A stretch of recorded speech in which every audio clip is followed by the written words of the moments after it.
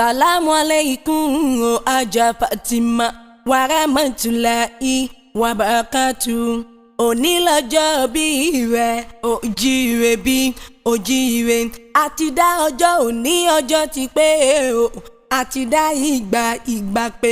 Òní lọ́jọ́ bí rẹ̀ kò mà ní dọjọ́ ẹkún. Ọlọ́jọ́ bí ogún oríire òní. Ìwọ mà ti mọ́jọ́ òní jẹ. Ọpẹ́ f'Ẹlẹ́dùmarè ọba láwùrọ̀ bí ọba tó dá ọ sí. Bówó lùgbò kò jíire nígbò. Bó wà fẹ́ mọ́jọ́ kò jíire. Bó wẹ́ mọ́ kò jíire ló pọ́nlé. Mbá wà fẹ́ mọ́jọ́ kò jíire ní sàárẹ̀. Bí Ìbídàpọ̀ bá ti jíire, ṣe bá bùṣe. Ǹjẹ́ ta ni mò ń pọ̀ rí o? Aja Fatima àánú Olúwapọ̀ aya Animashaun ni mò ń ké sí. N ó kì í ọ́ bí ológun ẹrú o. Ìbídàpọ̀ mo ní n ó kì í ọ́ bí ọlọ́gbọ̀n wọ̀fà.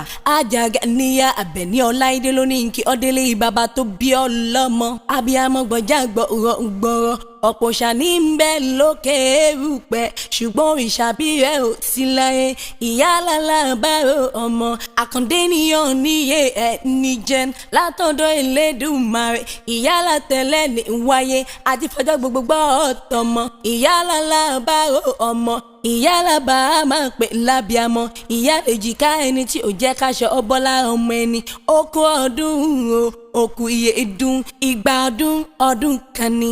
Ìbídàpọ̀ jẹ́ ń ṣe kíyà o kí mọ̀ ìlú bàbá tó bí ọlọ́mọ. Járelé o aya Animashaun járelé bàbá tó bí ọlọ́mọ. Ṣèbí wọ́n lọ́mọ Akínládégbò ọmọ amúlà mẹ́rìndínlógún ṣe ìyẹ ọmọ bàrọ́ra yìí l'Oǹdó. Ìwọ lọ́mọ Oǹdó Ègìní ọmọ àwo ìtú ìran. Èjì nígbó nìyí ara yìí lágbẹ̀dẹ ọmọ arẹ́yìn jàjà Ògùn jàjà Oǹdó ló sọ pé yín ò ní jàjà mọ́.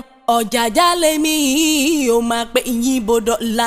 Oǹdó kan gbọ́dọ̀ jẹ́wé ìran wọn ti gbọ́dọ̀ wá gbòǹgbò ìdẹ.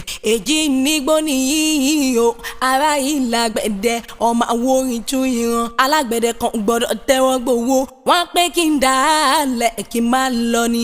Ìrèmọ̀gún mo ti ń bọ̀ ò ń bá mi mọ́kàn wá. Bẹ́ẹ̀mi náà ń bá lọ sàgbẹ̀dẹ wọn ò ní bá ọmọ ṣùgbọ́n o. Wà pẹ́ láyé bí mo pẹ́ ṣe ń pẹ́ láyé o. Àdàgbà òun nítòsí wà dàgbà wà dògbò. Ikú òjijì nípa ọ́ ní ohun gbé sọnù bí ó ṣe bí ọmọ. Ikú tó bá kú ọ̀tá rẹ̀ àgbà kú.